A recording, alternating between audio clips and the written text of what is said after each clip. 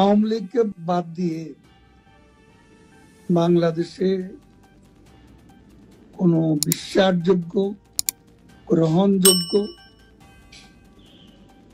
নির্বাচন, নিরপেক্ষ নির্বাচন হতে পারে না এবং তারা নিজেরাও আদৌ নির্বাচন দেবে এ ব্যাপারে আমরা যথেষ্ট সন্দিহান।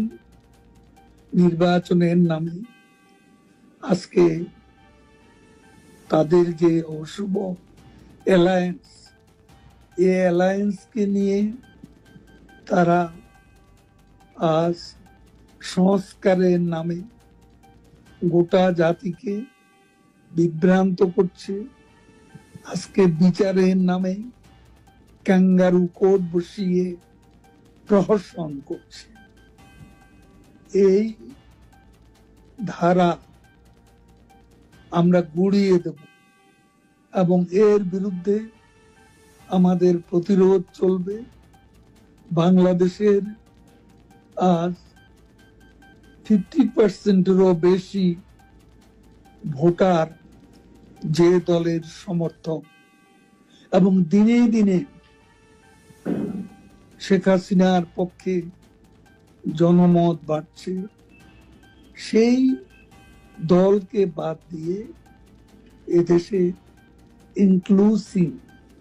ইনক্লুসিভ বা অংশগ্রহণমূলক নির্বাচন।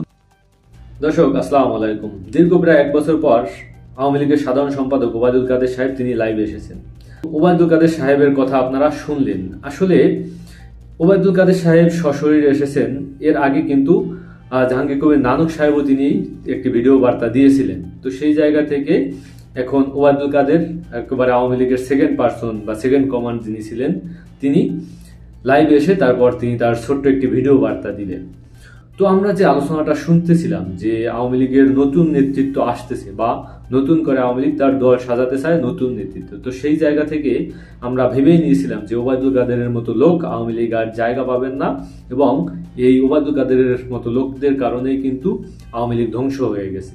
তো সেই জায়গা থেকে এখন এই ওবায়দুল কাদেরই লাইভে আসছেন।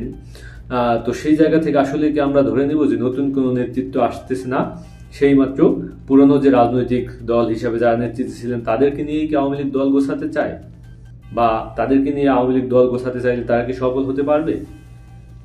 একদিকে আপনি দেখেন শেখ হাসিনা যখন ক্ষমতায় ছিলেন, শেখ হাসিনার পরিবার থেকে জয়কে ওইভাবে কিন্তু সামনে আসতে দেওয়া হয় না, জয়কে ওইভাবে রাজনৈতিকভাবে তাকে ট্রেন করা হয় না, রাজনৈতিকভাবে তাকে কিন্তু তৈরি করা হয় না যে শেখ হাসিনার অবর্তমানে তিনি যে রাষ্ট্রের হাল ধরবেন বা তিনি যে রাজনীতিতে গুরুত্বপূর্ণ ভূমিকা পালন করবেন সেরকমের কোনো লক্ষণ কিন্তু আমরা দেখি নাই।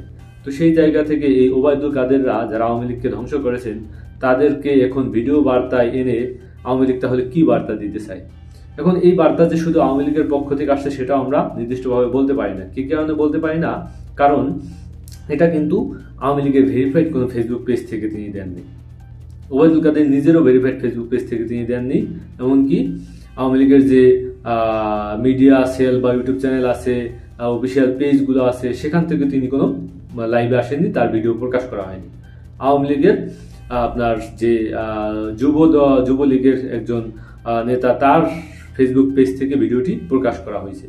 তো সেই জায়গা থেকে আওয়ামী লীগকে ঘুরে দাঁড়ানোর জন্য যে নতুন নেতৃত্বের প্রশ্ন বারবার আসছিল, সেই জায়গা থেকে আমরা দেখলাম যে সাবের হোসেন চৌধুরীর নাম কথা বলা হয়েছিল, সাবেক রাষ্ট্রপতির কথা বলা হয়েছিল, কাদের সিদ্দিকীর কথা বলা হয়েছিল এবং বাংলাদেশের তাজউদ্দিন আহমেদের ছেলে সোহেল তাজের কথা বলা হয়েছিল।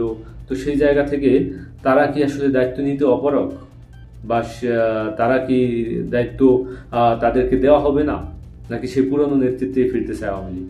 পুরনো নেতৃত্বে যদি আওয়ামী লীগ ফিরতে চায়, আওয়ামী লীগে ফেরা সম্ভবত অনেকটা কঠিন হবে। যদি নতুন নেতৃত্বে আওয়ামী লীগ ফিরতে চায়, আমি মনে করি, কারণ আওয়ামী লীগের আপনার তৃণমূল পর্যায়ের নেতাকর্মীদের এই আওয়ামী লীগের প্রতি অনেক ক্ষোভ রয়েছে, এই ঊর্ধ্বতন নেতাকর্মীদের প্রতি ক্ষোভ রয়েছে। আপনি চিন্তা করেন যে ছাত্রলীগের মতো একটা রাজনৈতিক সংগঠন, যাদের সহযোগী সংগঠন, তাকেই লাগিয়ে দিয়েছে ছাত্রদের বিরুদ্ধে। এখানে আওয়ামী লীগের কি করা উচিত ছিল? এই যে আন্দোলনের যে আন্দোলনটা হয়েছে, এখানে ছাত্রলীগের পোলাপান বা ছাত্রলীগের নেতৃত্বে সেখানে যাওয়া উচিত ছিল, যে আমরাও তোমাদের সাথে আপনার একাত্মতা ঘোষণা করছি। আর নাহলে কিছু অংশ তো যাইতে পারতো, তাহলে কি হইতো, এই যে ছাত্র সংগঠনের নেতৃত্বটা কিন্তু ছাত্রলীগের হাতে চলে আসতে পারত, এবং এই সম্ভাবনার জায়গাটা হয়তো আপনার পরবর্তীতে তারা কম্প্রোমাইজ করতে পারতো, তারা বসতে পারতো সরকারের সাথে। এই যে রাজনৈতিক কৌশল, এই কৌশল কিন্তু নিজে তারা ব্যর্থ হয়েছে, কারণ তারা দীর্ঘ 16 বছর ক্ষমতায় ছিল। তারা ভাবছিল যে আমরাই সর্বেসর্বা, আমরা যেটা বলবো সেটাই হবে, কিন্তু ছাত্রদের বিপরীতে গিয়ে একটা ছাত্র সংগঠনকে দাঁড় করিয়ে দিয়েছিল এই ওবায়দুল কাদের। তাহলে আসলে আওয়ামী লীগের ভবিষ্যৎ, তারা কি যদি এভাবেই চলতে থাকে, এই যে সেই পুরনো নেতৃত্ব, আবার সেই আপনার একের পর এক বিভিন্নভাবে যে আমরা ভয়ঙ্কর রূপে ফিরতে চাই। এর আগে দেখলাম একজন নেতা, তিনি একজন ওসিকে থ্রেট করতেছেন যে আওয়ামী লীগ ভয়ঙ্কর রূপে ফিরবে। বাংলাদেশের রাজনীতি করেন ভাই, আপনার বাংলাদেশের জনগণ, আপনার বাংলাদেশের নাগরিক, আপনাদের দীর্ঘদিনের ইতিহাস ঐতিহ্য আছে, তো সেই জায়গা থেকে আপনারা বাংলাদেশের হয়ে রাজনীতি করেন।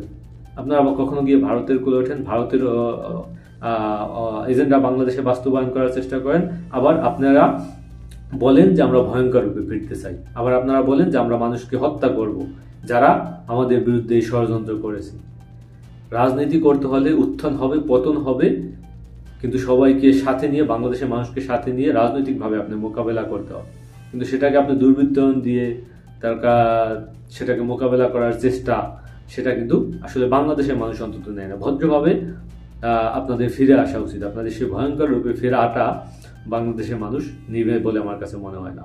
রাজনীতিতে ভুল ত্রুটি থাকে, রাজনীতিতে সংঘাত থাকে, রাজনীতিতে উত্থান পতন থাকে, এগুলো মেনে নিয়েই বাংলাদেশে বা বিভিন্ন দেশে রাজনীতি করতে হয়। বিভিন্ন দেশের দলের কথা যদি আপনি চিন্তা করেন, তারা কিভাবে রাজনীতি করে, সেই পরিপ্রেক্ষিতে বাংলাদেশেও আপনারা রাজনীতি করেন। রাজনীতি করার অধিকার আদায়ের জন্য আপনাকে স্বচ্ছভাবে ফিরতে হবে, এবং স্বচ্ছভাবে সেটা যত দ্রুত ফিরবেন ততই আপনাদের জন্য ভালো। কিন্তু সেই জায়গায় 1 বছর হয়ে গেছে, তখন 1 বছর পর আমাদের এই ওবায়দুল কাদেরকেই দেখতে হবে। কেন আপনাদের সুন্দর সুন্দর নেতৃত্ব, নেতা, স্বচ্ছ নেতা, তারা কোথায়? তারা কেন মুখ্য দলের পক্ষে বয়ান তৈরি করতে পারতেছে না? দলের পক্ষে, এই দলের ক্লান্ত লগ্নে তারা দাঁড়াতে পারতেছে না? নাকি সবাই দুর্নীতিবাজ, সবাই কি টাকা লুটপাটকারী? আপনারা যদি ফিরতে চান, ভয়ঙ্কর রূপগুলো ছেড়ে তারপর ভালো রূপে ফিরুন।